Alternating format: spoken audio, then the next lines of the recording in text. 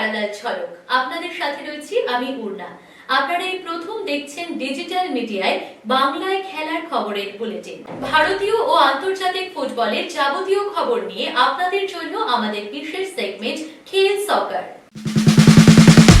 ISL এর broadcasting এর ঘোষণা হয়ে গিয়েছে, মূল সূচিও সামনে আসতে চলেছে। কিন্তু এই লিগের কমিশনার কে হবেন? আর সেই ভূমিকায় হঠাৎই যেন নাম শোনা যাচ্ছে একদা বিতর্কিত অনিল কুমারের। কারণ 2024 সালে তাকে সচিব পদে এনেছিল ফেডারেশন, কিন্তু কয়েকদিনের মধ্যেই দিল্লি হাইকোর্টের নির্দেশে সেই পদ আবার ছাড়তে হয়েছিল অনিল কুমারকে। এরপরই প্রায় 2 বছর পর ফেডারেশনের কোনো পদে তার নাম ঘোরাফেরা করতে শুরু করেছে। শোনা যাচ্ছে তাকে নাকি এবার আইএসএল এর লিগ কমিশনার করতে চাইছে ফেডারেশন। তবে কি ঘুরপথে তাকে পদ দিতে চাইছে ফেডারেশন কর্তারা? এমন প্রশ্ন কিন্তু উঠতে শুরু করেছে। তবে অনিল কুমার অবশ্য এই সম্ভাবনা মানছেন না, বরং তিনি এটা উড়িয়েই দিচ্ছেন। তিনি বলছেন কয়েকদিনের মধ্যেই নাকি জানা যাবে কে হবে লিগের কমিশনার। কিন্তু সত্যিই কি অন্য কিছু? একই সঙ্গে আরও দুটো খবর অবশ্য শোনা গিয়েছিল। চিরাগ তান্না এবং সুনন্দ ধরকেও নাকি ফেডারেশনের তরফ থেকে আইএসএল এর লিগ কমিশনার এবং সহ কমিশনার করার প্রস্তাব দেওয়া হয়েছিল, যদিও তারা নাকি সেটা ফিরিয়ে দিয়েছেন। কিন্তু চিরাগ তান্না স্পষ্ট জানান যে এমন কোনো প্রস্তাব তাদের কাছে আসেনি, এসবই নাকি গুজব। আগামী 14ই ফেব্রুয়ারি থেকে লিগ শুরু। লিগ পরিচালনার ক্ষেত্রে লিগ কমিশনারের গুরুত্ব তো অপরিসীম, কিন্তু কে হবেন সেই কমিশনার? মোহনবাগান সুপার জায়ান্ট তাদের নিজস্ব পেজ থেকে একটি ভিডিও পোস্ট করে গত শনিবারের জোড়া প্রস্তুতি ম্যাচের একটি। তাতে দেখা যাচ্ছে মাঠের সাইডলাইনে বলের উপরে বসে মোহনবাগানের প্রস্তুতি ম্যাচ দেখছেন ইস্টবেঙ্গলের ব্রাজিলিয়ান ফুটবলার মিগুয়েল ফেরেরা ও রাকিব। এই ছবি অবশ্য নতুন নয়, সোশ্যাল মিডিয়ায় বেরিয়েও গেছে। কিন্তু ছবির উপরে লেখাটা যেন বাকি আইএসএল ক্লাবগুলোর ক্ষেত্রে যতটা না প্রযোজ্য, তার থেকেও বেশি পড়শি ক্লাবকে লক্ষ্য করে কিছু একটা বক্তব্য। হ্যাঁ, পড়শি ক্লাবকে লক্ষ্য করেই। না হলে মিগুয়েলদের ছবি দেখিয়ে এটা লেখা হতো না, when champions play everyone watches. যখন চ্যাম্পিয়নরা খেলে প্রত্যেকে সেই দিকেই লক্ষ্য রাখে। মোহনবাগান ইস্টবেঙ্গলের আকচাকচি অবশ্য নতুন নয়, খেলার মাঠে হামেশাই দেখা যায় টিফো ব্যানারে। কর্তারাও একে অপরকে প্রায়শই ঠেস মেরেও কথা বলে। ক্যাপশন আর তার থেকে বাদ যায় কি করে? আর সেই কারণেই হয়তো মোহনবাগান সুপার জায়ান্টের ভিডিও সমেত এই লেখা। নাওরেম মাহেশ এবং কেভিন সিবিলে ছাড়া বাকি সকলকেই প্রথম প্রস্তুতি ম্যাচে দেখে নিলেন অস্কার ব্রুজো। আর এই ম্যাচ দেখে যে তিনি খুব একটা খুশি এমনটাও কিন্তু নয়, কারণ বিষ্ণু জয়গুপ্তা গোল পেলেও একটা গোল কিন্তু হজমও করতে হয়েছে ইস্টবেঙ্গলকে। অর্থাৎ দলের রক্ষণ নিয়ে যে চিন্তা অনেকটাই রয়ে যাচ্ছে তা বলাই যায়। এদিন শ্রীনিধির বিরুদ্ধে 2-1 গোলে জিতেছে ইস্টবেঙ্গল। লাল হলুদ শিবিরের হয়ে গোল করেছেন পিভি বিষ্ণু এবং জয়গুপ্তা। এই ম্যাচেই প্রথমবার খেললেন আবার জেরিও। তার পারফরমেন্স নাকি বেশ মনে ধরেছে কোচে। তবে চিন্তামুক্ত একেবারেই হতে পারছে না লাল হলুদ ব্রিগেড। আগামী 8ই ফেব্রুয়ারি ফের প্রস্তুতি ম্যাচে নামবে ইস্টবেঙ্গল, সেখানে তাদের প্রতিপক্ষ মোহামেডান এসসি। এদিন প্রথম প্রস্তুতি ম্যাচ খেলা হয়ে গেলেও এখনও পর্যন্ত ইস্টবেঙ্গলের নতুন স্ট্রাইকার কবে আসছেন সেই নিয়ে কোনো আপডেট নেই। যদিও শোনা যাচ্ছে এই সপ্তাহেই চলে আসতে পারে, কিন্তু কবে আসছেন সেই খবর নেই খোদ অস্কার থংবইয়ের কাছেও। কোয়ার্টার ফাইনালে শেষ হয়ে গেল বাংলার দৌড়। সন্তোষ ট্রফিতে সার্ভিসেসের কাছে টাই ব্রেকারে 3-2 গোলে হেরে গেল বঙ্গ ব্রিগেড। বাংলার গোলকিপারের চেষ্টায় লড়াইয়ে ফিরলেও শেষ শট বাংলার আটকে যেতেই সমস্ত আশা শেষ। গতবারের চ্যাম্পিয়ন বাংলাকে এবার অসম থেকে খালি হাতেই ফিরতে হচ্ছে। দলের এমন পারফরমেন্সে যে কোচ সঞ্জয় সেনও বেশ হতাশ তা বলার অপেক্ষা রাখে না। গতবার এই সঞ্জয় সেনের হাত ধরেই সন্তোষ ট্রফি চ্যাম্পিয়ন হয়েছিল বাংলা, এবারের দায়িত্ব ছিল তারই ওপরে। শুরু থেকে সন্তোষ ট্রফিতে দুরন্ত ফর্মে ছিল বঙ্গ ব্রিগেড। গ্রুপ চ্যাম্পিয়ন হয়েই কোয়ার্টার ফাইনালে পৌঁছেছিল তারা, কিন্তু শেষ দুটো ম্যাচে ড্র করেই মাঠ ছাড়তে হয়েছিল সঞ্জয় সেনের দলকে। এদিনও সার্ভিসেসের বিরুদ্ধে নির্ধারিত সময় পর্যন্ত গোল করতে পারেনি বঙ্গ ব্রিগেড। যদিও সুযোগ যে তারা পায়নি এমনটা কিন্তু নয়, কিন্তু কাজে লাগাতে পারেনি। খেলা গড়ায় অতিরিক্ত সময় পর্যন্ত, সেখানেও ফলাফল গোলশূন্য। এবার টাই ব্রেকারে ভাগ্য নির্ণয়। সেখানে শুরুতেই পরপর দুবার আটকে যায় বাংলা, কিন্তু তাদের লড়াইয়ে রেখেছিল বাংলার গোলরক্ষক। সার্ভিসেসের 3টি শট তিনি একা আটকেছেন। বাংলা সমতাতেও ফেরে, কিন্তু শেষ শট ফের আটকে দেন সার্ভিসেসের গোলকিপার। আর তাতেই এবারের মতো সন্তোষ জয়ের স্বপ্ন শেষ বাংলার। সন্তোষ ট্রফির কোয়ার্টার ফাইনালে সার্ভিসেসের কাছে টাইব্রেকারে হেরে ছিটকে যাওয়ার পর ফুটবল দেবতাকেই দুষলেন বাংলার কোচ সঞ্জয় সেন। বললেন, ফুটবল দেবতা কখনো কখনো বড়ই নিষ্ঠুর। কেন এই কথা বললেন গতবারের চ্যাম্পিয়ন কোচ? তার কারণ লিগ ম্যাচে অপরাজিত থেকে সবচেয়ে বেশি পয়েন্ট নিয়ে মাত্র 3 গোল খেয়ে সার্ভিসেসের কাছে হেরে ছিটকে যেতে হলো তাদের। অথচ যাওয়ার কথা ছিল না যদি নরহরি শ্রেষ্ঠা, শায়ন ব্যানার্জিরা নির্দিষ্ট সময়ে সুযোগের সদ্ব্যবহার করতে পারতেন। এমনকি টাইব্রেকারের শুরুতেও জোড়া হোঁচট খেয়েও ফিরে আসার সুযোগ তৈরি করে দিয়েছিল গোলরক্ষক জোড়া সেভ দিয়ে। তারপরেও সেমিফাইনাল যাওয়া থেকে বঞ্চিত হতে হলো গতবারের চ্যাম্পিয়ন বাংলাকে। স্বভাবতই মন খারাপ সঞ্জয় সেনের। এদিন আর ফোন ইন দিলেন না, কল রেকর্ড করতে বারণ করলেন।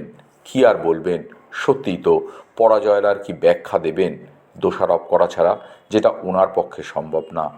তাই হয়তো ফুটবল দেবতার নিষ্ঠুরতার কথাই বললেন তিনি। সন্তোষ ট্রফিতে বাংলার হার মেনে নিতে পারছেন না ইউনাইটেড কর্তা নবাব ভট্টাচার্য।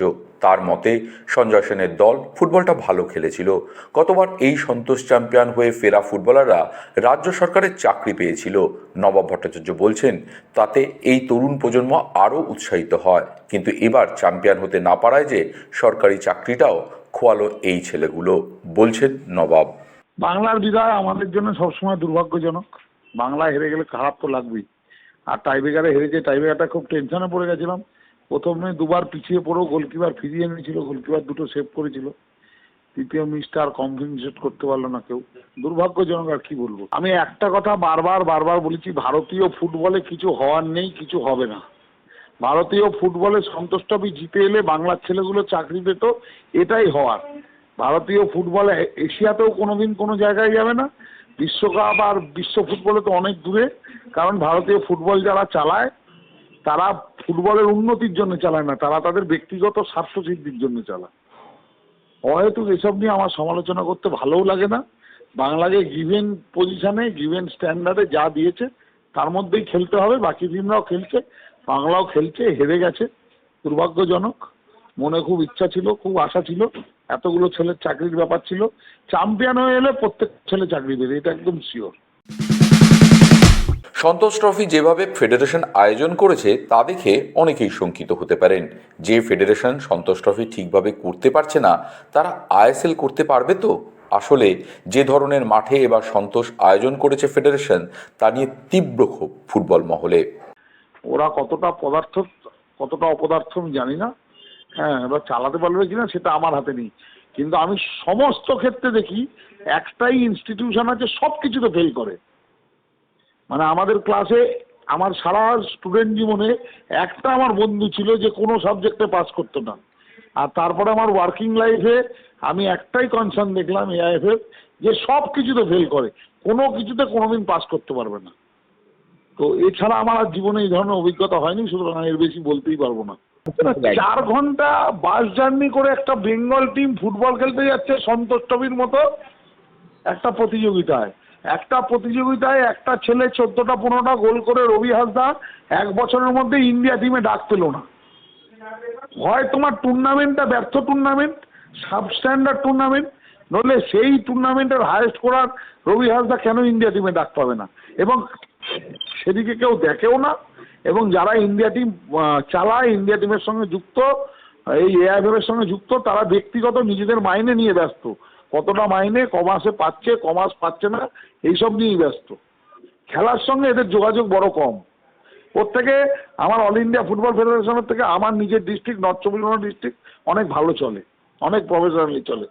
আমি যে খেলা দেখছিলাম গো, আমার বাড়িতে ছিলাম, আমি খেলা দেখছিলাম, যে মাঠে খেলা হচ্ছে সন্তোষ ট্রফির মতো একটা টুর্নামেন্ট। ভাই অতই যদি তোর অবস্থা খারাপ ছিল তুই ওয়েস্ট বেঙ্গলে নিয়ে চলে আয় না খেলাটা। এখানে তো গাদা মাঠ পড়ে আছে, আর মাঠে লোকও হতো প্রচুর এসব খেলা হলে। ঠিকই বলেছিস। কল্যাণী পড়ে আছে আমাদের, ঠিক না? কল্যাণী, ব্যারাকপুর, কত জায়গা তুমি পাবে। এদিকে তোমার আমাদের কলকাতার মধ্যেও তুমি দিতে পারতে যদি মনে করো, আমাদের কিশোর ভারতী স্টেডিয়াম আছে। আর সব থেকে বড় জিনিস আমার মনে হয় সন্তোষ ট্রফিটা এই যে 3টে মাঠে খেলা হচ্ছে না, মনে করো ইস্ট বেঙ্গল, মোহনবাগান, এই 3টে মাঠেই ভাগ করে দিতে পারতো।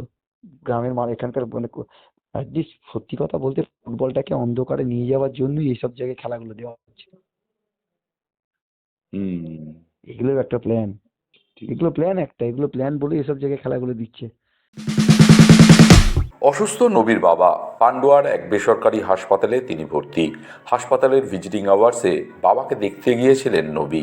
পরে তিনি ফোনে জানালেন এসআইআর ডাকের জন্য অসুস্থ হয়ে পড়েছেন 96 বছরের বাবা। প্রশ্ন তুললেন, দেশের হয়ে প্রাণপাত করার পর এই পুরস্কার আমাদের?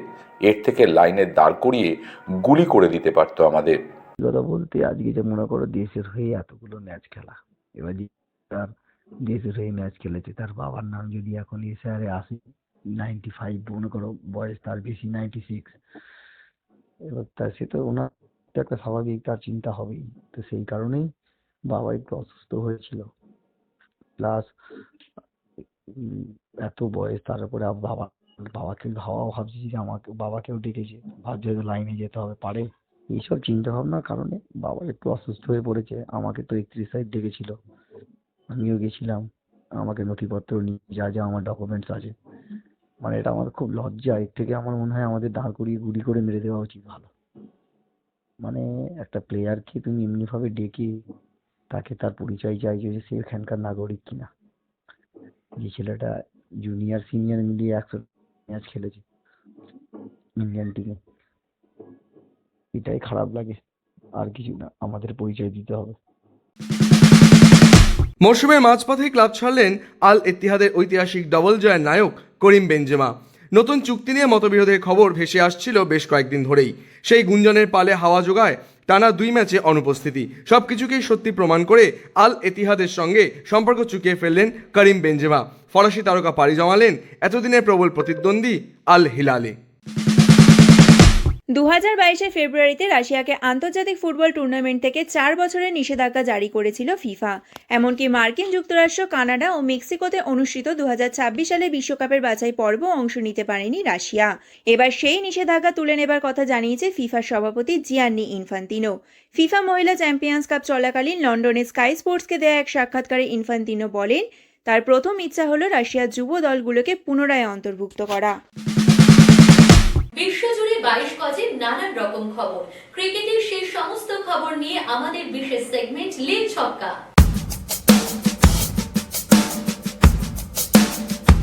পদ্মশ্রী সম্মানে ভূষিত হচ্ছেন রোহিত শর্মা। আর সেই খবরটা জানার পর থেকেই উচ্ছ্বাসে ভাসছেন ভারতীয় দলের প্রাক্তন অধিনায়ক। ক্রিকেটের কেরিয়ারে তার বহু স্মরণীয় মুহূর্ত রয়েছে, কিন্তু পদ্মশ্রীর মতো সম্মানে ভূষিত হতে পারাটা তার জীবনের সবচেয়ে স্মরণীয় মুহূর্ত হিসাবেই মনে করছেন রোহিত। সেই সঙ্গে পরিবার তো রয়েছেই, সবসময় যাদের পাশে পেয়েছেন তাদের কাছেও কৃতজ্ঞতা প্রকাশ করছেন ভারতীয় দলের প্রাক্তন অধিনায়ক। তার হাত ধরেই দীর্ঘ অপেক্ষার পর ফের টি-20 বিশ্বকাপ এসেছে ভারতে। চ্যাম্পিয়ন্স ট্রফি চ্যাম্পিয়ন হয়েছে টিম ইন্ডিয়া, সেই হাতেই এবার উঠছে পদ্মশ্রী।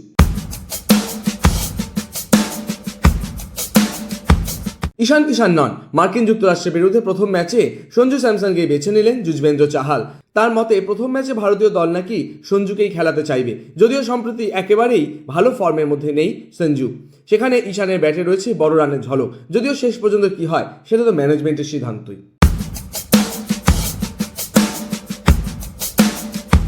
15 ফেব্রুয়ারি ভারতের বিরুদ্ধে পাকিস্তানের ম্যাচ হওয়ার কথা থাকলেও পিসিবি ইতিমধ্যেই সেই ম্যাচ না খেলার সিদ্ধান্ত নিয়ে ফেলেছে। এবার সেই ম্যাচ খেলতে নতুন শর্ত জুড়ে দিল পাকিস্তান। পাকিস্তানি সংবাদ মাধ্যমের রিপোর্ট অনুযায়ী পিসিবির দাবি, বাংলাদেশকে যদি আবার টি-20 বিশ্বকাপে ফেরানো হয় তবেই ভারতের বিরুদ্ধে ম্যাচ খেলবে পাকিস্তান। টি-20 বিশ্বকাপে ভারত পাকিস্তান ম্যাচ না হলে বড় আর্থিক ক্ষতি হবে, আর শুধু আইসিসি নয়, তার প্রভাব পড়বে পাকিস্তান ক্রিকেট বোর্ডের ওপরেও। জানা গিয়েছে বিশ্বকাপে ভারত পাকিস্তান ম্যাচ না হলে মোট 4,500 কোটি টাকা ক্ষতি হবে। পাকিস্তান ক্রিকেট বোর্ড বছরে যা রোজগার করে তার 15 গুণ ক্ষতি হবে একটি ম্যাচ থেকে। এই বিষয়ে আইসিসি জানিয়েছে যে তারা এই আর্থিক ক্ষতি মেনে নেবে না। ভারত পাকিস্তান ম্যাচ না হলে তার দায় পাকিস্তান ক্রিকেট বোর্ডকেই নিতে হবে। ফুটবল ক্রিকেটের বাইরেও খেলার দুনিয়ায় রয়েছে আরো নানা রকমের খবর, আর সেই সব খেলার খবর নিয়ে আমাদের বিশেষ সেগমেন্ট উইং প্লে। ডিভোর্সের পরও বিতর্ক থামেনি মেরি কমের জীবনে। প্রাক্তন স্বামী অন্যারকে বেকার বলে তোপ দেখে সবারে বিশ্ব চ্যাম্পিয়ন বলেছিলেন 1 পয়সা রোজগারে মুরদ নেই, কিন্তু এখন তার দাবি ওই মন্তব্যের ভুল ব্যাখ্যা করা হয়েছে। সোশ্যাল মিডিয়ায় দীর্ঘ ভিডিও বার্তা পোস্টে ক্ষমা চেয়ে মেরি বলেন, আমার বক্তব্য পুরো পুরুষ সমাজের জন্য ছিল না বা কাউকে ছোট দেখানোর জন্য ছিল না। জোকোভিচ কি তাহলে এবার অবসরের কথা ভাবছেন? অস্ট্রেলিয়ান ওপেনের ফাইনালে আলকারাজের কাছে হারের পর এমনটাই ইঙ্গিত দিলেন তিনি। রেকর্ড করা 25তম গ্র্যান্ড স্ল্যাম জয়ের স্বপ্ন অধরাই থেকে গেল সার্বিয়ান তারকার। 38 বছর বয়সী জোকোভিচ বারবার অবসর ভাবনার কথা উড়িয়ে দিয়ে জানিয়েছেন 2028 সালে লস অ্যাঞ্জেলসে অলিম্পিকে নিজের অলিম্পিক সোনা ধরে রাখার লক্ষ্য রয়েছে তার। কিন্তু রবিবারের ফাইনাল হেরে জোকোভিচকে বলতে শোনা গেল, কাল কি হবে জানি না, 12 মাস পরের কথা কি করে বলি। তার এই উক্তির পর থেকেই জোর জল্পনা শুরু হয়েছে, তাহলে এবার জোকোভিচ অবসর নিতে চলেছেন।